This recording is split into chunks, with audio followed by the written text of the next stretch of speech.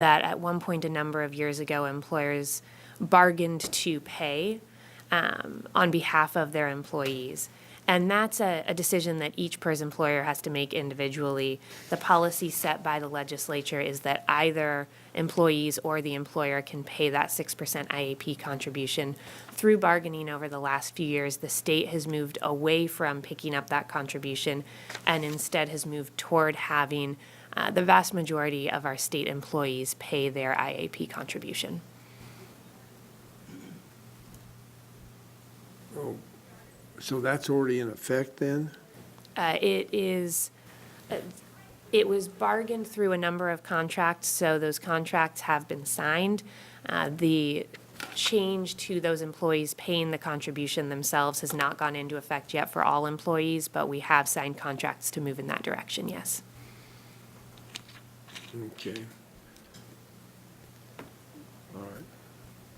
Yeah, Senator Monnes Anderson. Thank you, Madam Chair. Is it correct that with all the PERS reforms we've done in the past, if you only focused on the OPSERP, people that employers would be paying only 10%? Can you clarify that for me?